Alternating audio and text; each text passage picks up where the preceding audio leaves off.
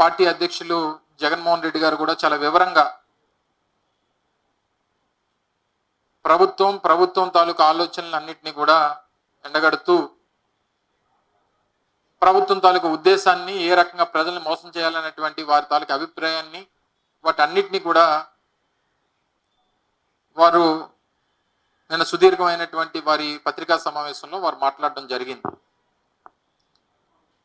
ఎందుకంటే దాదాపు 2 సంవత్సరాల ముందు నుంచి మేము అధికారంలోకి వచ్చిన తర్వాత ఎన్నికలకు వెళ్ళేటువంటి 2 సంవత్సరాలు ముందు నుంచి అంటే 2022 నుంచి అంటే ఎప్పుడైతే కోవిడ్ పరిస్థితులు సద్దుమణిగాయో థర్డ్ వేవ్ ఆఫ్ కోవిడ్ని మనం జనవరి 2022 ఆఖరి వరకు ఫిబ్రవరి నెల వరకు థర్డ్ వేవ్ ఆఫ్ కోవిడ్ని చూసాం. అప్పటి నుంచి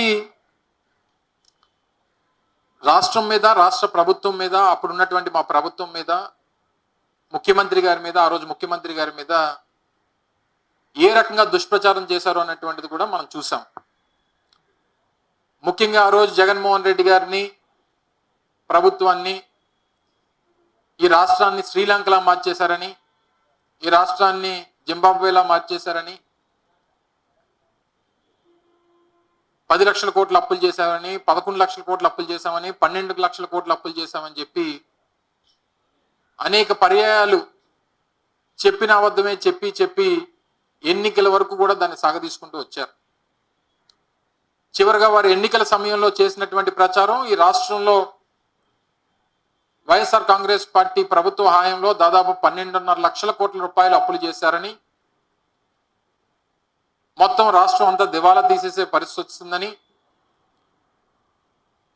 తప్పుడు ప్రచారం ప్రజల్లోకి తీసుకుని వెళ్ళి వారు విజయం సాధించారనేటువంటి దాంట్లో ఎన్నికల ఫలితాలు అనేటువంటివి దానికి నిదర్శనంగా కనిపించాయి.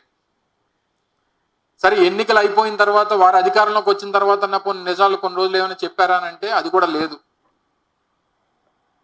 నాకు తెలిసి వారు అధికారంలోకి వచ్చిన తర్వాత జూలై మాసంలో వారు పెట్టినటువంటి కొన్ని సమీక్ష సమావేశాల్లో ఆ రోజు కూడా 12.5 లక్షల కోట్ల రూపాయలు అని చెప్పినటువంటి ఈ పెద్ద మనిషి వారి తాలూకా ఒక రివ్యూ మీటింగ్లో వారు చెప్పింది ఏంటంటే మొత్తం అప్పులు 14 లక్షల కోట్లు అని చెప్పారు. మొత్తం అప్పులు దాదాపు 14 లక్షల కోట్ల రూపాయలు ఉన్నట్టుగా అంచనా వేస్తున్నాం అని చెప్పి ముఖ్యమంత్రిగా బాధ్యతలు తీసుకున్న తర్వాత అధికారిక సమావేశంలో కూర్చొని చెప్పినటువంటి మాటలు ఇవి. సహజంగా ఒక రాష్ట్రానికి సంబంధించినటువంటి అప్పులు ఎంతున్నాయి, అది రాష్ట్ర ప్రభుత్వం తీసుకున్నటువంటి అప్పులు కానీ లేదా రాష్ట్ర ప్రభుత్వం పరిధిలో ఉన్నటువంటి కార్పొరేషన్లు తీసుకున్నటువంటి అప్పులు గ్యారంటీగా ఉన్నటువంటి అప్పులు కానీ ఇవన్నీ కూడా ఎప్పుడైతే బడ్జెట్ ప్రవేశపెడతామో బడ్జెట్ ప్రవేశపెట్టేటువంటి క్రమంలో దీన్ని ఆ బడ్జెట్ స్పీచెస్లో కానీ లేదా బడ్జెట్లో ఇచ్చేటువంటి ఎలకేషన్ సంబంధించినటువంటి ఆ పుస్తకాల్లో కానీ కంపల్సరీగా ప్రతి సంవత్సరం దాన్ని మెన్షన్ చేయాల్సినటువంటి అవసరం ఉంది. మరి ఈ 14 లక్షల కోట్ల రూపాయలు అని చెప్పి ప్రచారం చేసినటువంటి ఇప్పుడున్నటువంటి ప్రభుత్వం తీరా నిన్న బడ్జెట్ ప్రసంగం చూసిన తర్వాత బడ్జెట్ బుక్ చూసిన తర్వాత అందులో ఎంత అప్పు ఉందని చెప్పారనంటే 6,40,000 కోట్ల రూపాయలు. ఎక్కడ 14 లక్షల కోట్లు, ఎక్కడ 6,40,000 కోట్లు? అంటే ప్రజల్ని ఏమార్చాలని ఎన్నికల్లో వారు ఇచ్చినటువంటి హామీని నిలబెట్టుకోలేనటువంటి పరిస్థితుల్లో ఇంత పెద్ద ఎత్తున అప్పులు ఉన్నాయి, మన హామీలు నిలబెట్టుకోగలమా లేదా? గత అసెంబ్లీ సమావేశాల్లో వారు చెప్పిందేంటి? దానికి సంబంధించినటువంటి లెక్కలన్నీ కూడా అసెంబ్లీలో వారు మాట్లాడుతూ ప్రజెంటేషన్ ఇస్తూ అది నాకు చూస్తే భయం వేస్తుందని చెప్పినటువంటి మాట మాట్లాడారు. మనందరం కూడా చూసాం. గతంలో 14 సంవత్సరాలు ముఖ్యమంత్రిగా పనిచేసినటువంటి వ్యక్తి, దాదాపు 15 సంవత్సరాలు ప్రతిపక్ష నాయకుడిగా పనిచేసినటువంటి వ్యక్తి, 45 సంవత్సరాల రాజకీయ అనుభవం ఉందని చెప్పుకునేటువంటి వ్యక్తి, ఎన్నికలకు వెళ్లే ముందు మీరు ఇచ్చినటువంటి హామీలన్నీ కూడా అలా మేము అమలు చేసినటువంటి సంక్షేమ పథకాలతో పోలిస్తే 3 రెట్లు 4 రెట్లు ఎక్కువ హామీలు ఇచ్చి అధికారంలోకి వచ్చి తీరా అధికారంలోకి వచ్చిన తర్వాత అసెంబ్లీలో ఏం చెప్తారు, నాకు బడ్జెట్ చూస్తే, నాకు ఫైనాన్సెస్ చూస్తే భయం వేస్తుందని చెప్పి ప్రజల్ని ఏమార్చేటువంటి ప్రయత్నం చేశారు. పోనీ వారు చెప్పినట్టుగా పోనీ 14 లక్షల కోట్ల రూపాయలు అప్పు ఉందా, పోనీ కనీసం 12.5 లక్షల కోట్ల అప్పు ఉందా, పోనీ కనీసం 11 లక్షల కోట్ల రూపాయలు అప్పు ఉందా అంటే లే, మొత్తం అప్పు బడ్జెట్లో వారు చూపించినటువంటిది 6,46,000 కోట్ల రూపాయలు మాత్రమే అప్పు చూపించారు. పోనీ ఇది కూడా కేవలం 2019 నుంచి 2024 వరకు గడిచినటువంటి 5 సంవత్సరాల్లో తీసుకున్నటువంటి అప్పు అంటే కాదు. 2014 నుంచి 2019 వరకు ఆ రోజు మనం నూతనంగా రాష్ట్రం ఏర్పాటు అయిన తర్వాత దాదాపు 1,10,000 కోట్ల రూపాయలతో మనం నూతనంగా రాష్ట్రం ఏర్పాటైతే 2019లో మేము అధికారంలోకి వచ్చేటువంటి సమయానికి దానికి ఆ రోజుకి ఉన్నటువంటి అప్పు 3,13,000 కోట్ల రూపాయలు. 3,13,000 కోట్ల రూపాయల అప్పుతో మాకు 2019 సంవత్సరంలో మేము అధికారంలోకి వచ్చేటువంటి సమయానికి మాకు ఆ రోజు మా మీద ఉన్నటువంటి మేము అధికారంలోకి వచ్చినటువంటి సమయానికి ఉన్నటువంటి ప్రభుత్వం మీద ఉన్నటువంటి అప్పు ఈ 5 సంవత్సరాల్లో అది 6,46,000 కోట్లు. నేను చెప్పేది ఏంటంటే ప్రభుత్వం తీసుకున్నటువంటి అప్పు, ప్రభుత్వంతో పాటు ప్రభుత్వంలో ఉన్నటువంటి కార్పొరేషన్స్ ఏవైతే ఉన్నాయో కార్పొరేషన్స్ పేరు తీసుకున్నటువంటి అప్పు, దానికి ప్రభుత్వం గ్యారంటీగా ఉన్నటువంటి తరుణంలో దాని మీద తీసుకున్నటువంటి అప్పు కలిపి మరో 3,20,000 కలిపి 6,46,000 కోట్ల రూపాయలు అప్పైంది.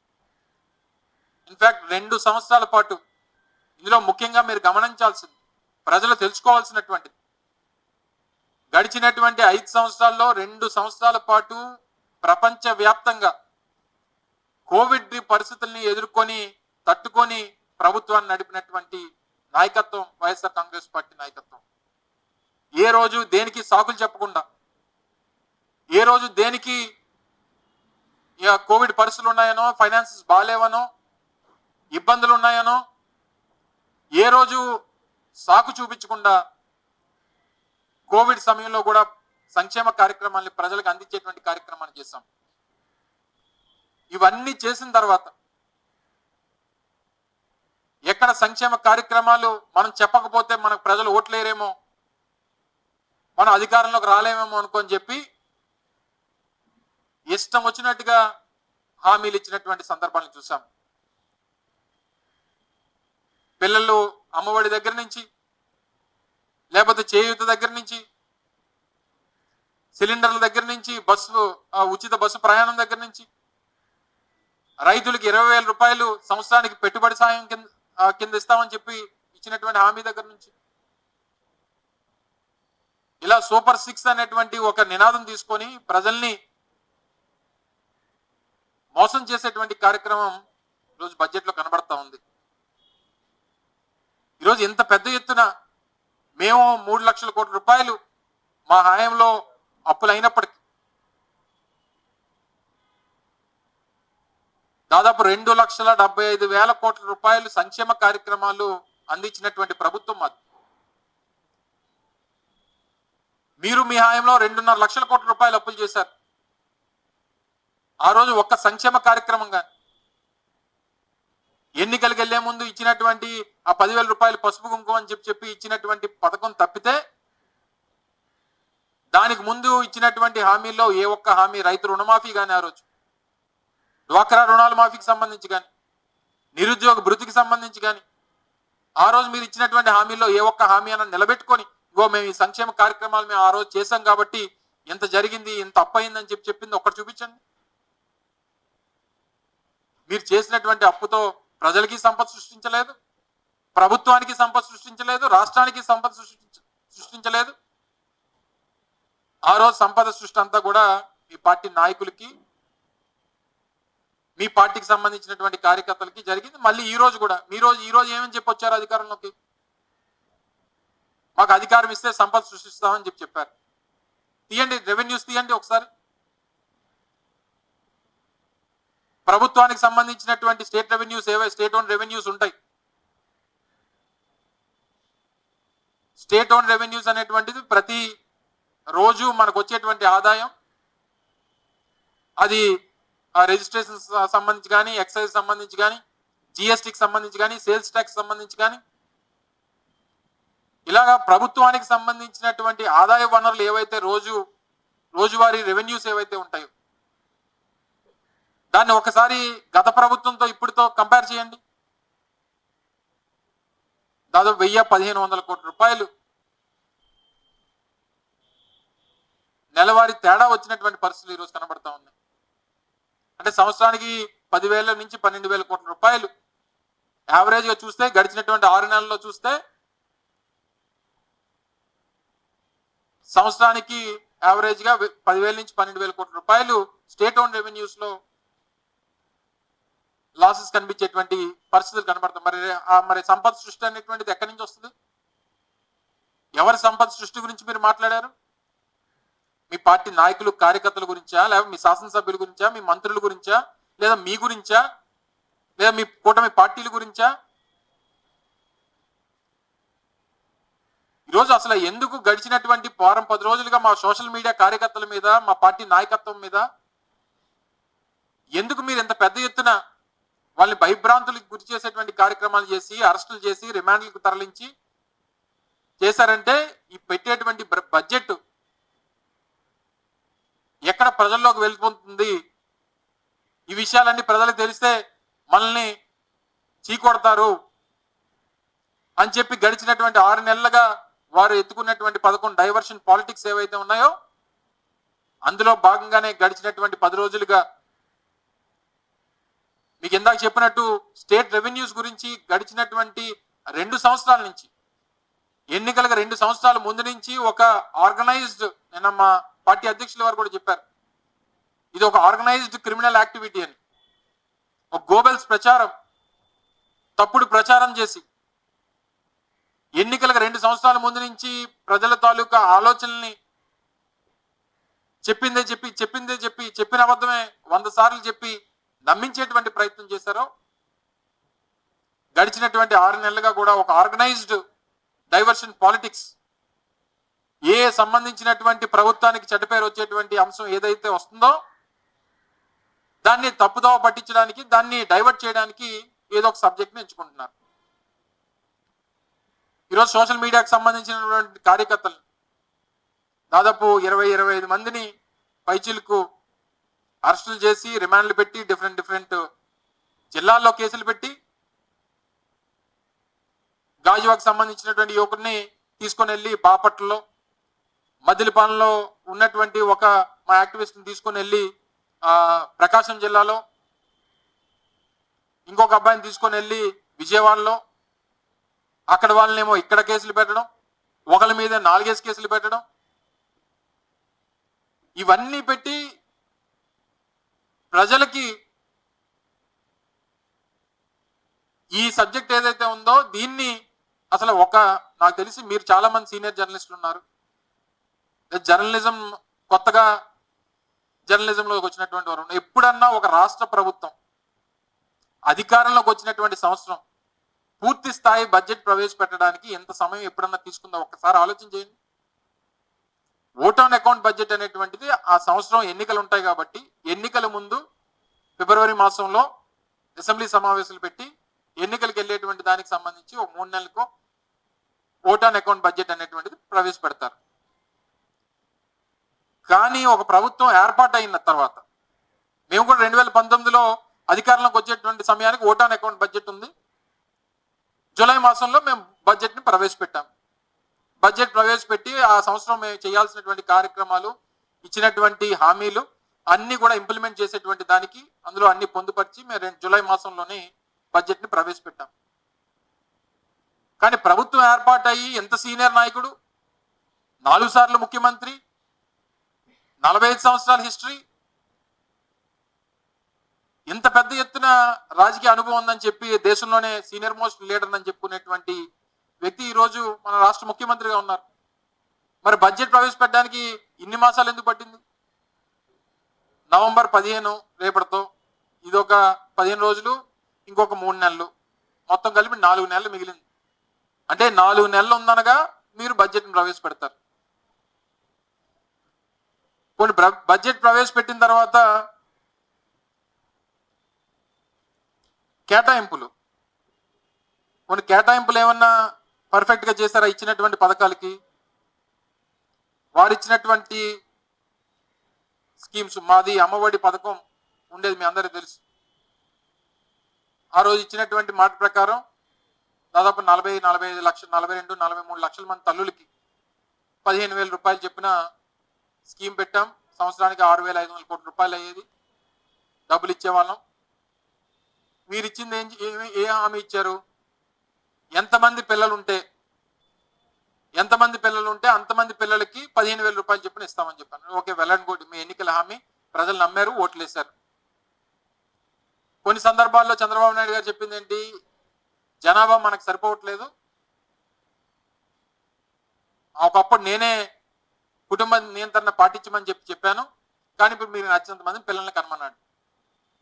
ఆయన చెప్పిన మాట ఇది, నేను చెప్తుంది కాదు, ఆయన చెప్పినటువంటి మాట. నిన్న కూడా చూసాం, నిన్న కూడా అసెంబ్లీలో ఈ స్థానిక సంస్థలకు సంబంధించి కూడా ఎంతమంది పిల్లలు ఉన్నా పోటీ, ఇదివరకు ఏంటంటే 2 పిల్లలు ఉంటేనే పోటీ చేసేటువంటి దానికి రైట్ ఉంది, ఇప్పుడు ఎంతమంది పిల్లలు ఉన్నా సరే పోటీ చేయొచ్చు అని చెప్పి నేను అసెంబ్లీలో అమెండ్మెంట్ కూడా చేశారని చెప్పి చూసాం. సరే, పోనీ ఈ పథకం కోసం పిల్లలకి అనే ఓపిక ఎవరికి లేదు, కనీసి నువ్వు ఇచ్చి 15,000 కోసం ఆరాట పడిపోయే వాళ్ళు ఎవరు? పోనీ ఉన్నటువంటి పిల్లలకి ఇచ్చారా అంటే ఎంతమంది ఉన్నారు? పోనీ 42 లక్షల మంది తల్లుడికి మేము ఇచ్చాం. పోనీ ఒక్కరికి వారు చెప్పినటువంటి కుటుంబ నియంత్రణ పాటించి ఇద్దరు పిల్లలు వేసుకున్నా 80 లక్షల మంది పిల్లలు. 80 లక్షల మంది పిల్లలకి 15,000 రూపాయలు చెప్పిన సంవత్సరానికి 12,000 కోట్ల రూపాయలు. ఎంత కేటాయింపు? ఎంత? 5,000 కోట్ల రూపాయలు. 5,386 కోట్ల రూపాయలు. కరెక్ట్ ఫిగర్స్కి వెళ్తే 5,386 కోట్ల రూపాయలు. యాక్చువల్ ఫిగర్స్కి వెళ్తే 12,500 కోట్ల రూపాయలు అలాట్మెంట్ ఉండాలి బడ్జెట్ అలొకేషన్స్ లో. దీపం పథకం కింద వారు ఇచ్చినటువంటి అలొకేషన్స్ ప్రకారం సంవత్సరానికి 3 సిలిండర్ల ప్రకారం 1,55,00,000 వైట్ కార్డ్ హోల్డర్స్ మన దగ్గర.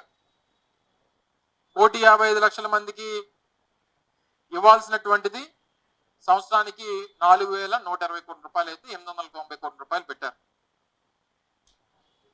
నెక్స్ట్ ఈ మహిళా శక్తియా ఏదో ఒక పథకం పెట్టారు. దాంట్లో ఏంటంటే 19 సంవత్సరాల నుంచి 59 సంవత్సరాలు ఉన్నటువంటి మహిళలకి నెలకి 1,500 చెప్పిన సంవత్సరానికి 18,000 రూపాయలు ఇస్తామని చెప్పారు. రాష్ట్రంలో ఉన్నటువంటి మహిళా ఓటర్ల సంఖ్య, ఆంధ్రప్రదేశ్ రాష్ట్రంలో ఉన్నటువంటి మహిళా ఓటర్ల సంఖ్య 2,07,00,000 మంది. సరే, అందులో అబవ్ పవర్టీ లైను, అందులో పెన్షన్దారులు, వీళ్ళందరిని తీసేపోను ఒక 50 లక్షల మంది తీసేస్తాం, 60 లక్షల మంది తీసేద్దాం. పోనీ ఒక 60 లక్షల మంది నన్ను తీసేసిన 1,50,000 మంది, 1,50,00,000 మంది ఇంటూ 18,000, నాకు తెలిసి రమారమి 25,000 కోట్ల రూపాయలు ఇవ్వాలి సంవత్సరానికి. దీనికి ఏమి చేయలేదు అసలు, ఎలకేషన్, అది జీరో ఎలకేషన్. 2,07,00,000 మంది మహిళలు ఓటర్స్, అంతే కదా, 18 సంవత్సరాలు దాటిన వాళ్ళే కదా ఓటర్స్ అంటే. పోనీ అందులో డబ్బున్న వాళ్ళు, pink card holder, above poverty line, పెన్షన్దారులు, పెన్షన్లు మొత్తం కలిపి 65, 62 కొంతమంది 3-4 లక్షల మంది తగ్గించారు. 60 లక్షల మంది వేసుకున్నా, పోనీ అందులో సగం మంది 40 లక్షల మంది పోనీ ఆడవాళ్ళు వేసుకున్నా, 15 లక్షల మంది అబవ్ పవర్టీ లైన్ వేసుకున్నా, 1,50,00,000 మందికి మహిళా శక్తి పథకం అమలు చేయాలి. ఇంటూ 18,000 అంటే దాదాపు 25,000 నుంచి 26,000 కోట్ల రూపాయలు కేటాయింపులు జరగాలి. ఒక్క రూపాయి కూడా కేటాయింపులు లేవు. అన్నదాత ఏదైతే ఇందాక మీకు చెప్పినట్టు ఆ రోజు రైతు భరోసా కార్యక్రమం సంవత్సరానికి 20,000 రూపాయలు 53 లక్షలు నుంచి 50 నుంచి 55 లక్షల మధ్య 20,000 రూపాయలు అంటే 10,000 కోట్ల రూపాయలు కేటాయింపులు. కొన్ని ఇందులో ఒక 6,500 రూపాయలు కేంద్ర ప్రభుత్వం ఇస్తుంది. మిగిలినటువంటి డబ్బు పోనీ ఎంత కేటాయించారు? 1000 కోట్లు. 10,000 కోట్ల రూపాయలు అవసరం ఉంటే పోనీ అందులో కేంద్ర ప్రభుత్వం సాయం కొంత ఉందని అనుకో, ఒక 2,000 2,500 కోట్లు 3,000 కోట్లు వేసుకున్నా 7,000 కోట్ల రూపాయలు రాష్ట్ర ప్రభుత్వం కేటాయించాల్సినటువంటి ఈ రైతు భరోసా కార్యక్రమానికి 1000 కోట్ల రూపాయలు కేటాయింపులు. మిగిలినటువంటి ఫ్రీ బస్సు, సరే దాని సంగతి డిస్కషన్ ఏం మర్చిపోయారు కూడా అందరూను. ఈ 20 లక్షల మంది నిరుద్యోగ భృతి, ఇది పాత పథకం.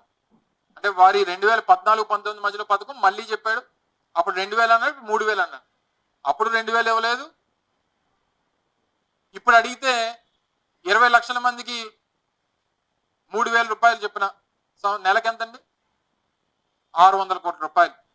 సంవత్సరానికి ఎంత? 7,200 కోట్ల రూపాయలు. కేటాయింపులు 0. అసలు కేటాయింపు అసలు ఎలకేషనే లేదు. మరి 20 లక్షల మందికి ఉపాధి లేకపోతే నువ్వు ఇస్తానన్నావు కదా, అసలు నువ్వు 6 నెలల్లో ఎంతమందికి ఉపాధి ఇచ్చావు? మేము అధికారంలోకి వచ్చిన తర్వాత 20 లక్షల ఉద్యోగాలు సృష్టిస్తామన్నాం కదా. మా 2.5 లక్షల మంది వాలంటీర్లు తీస్తావు.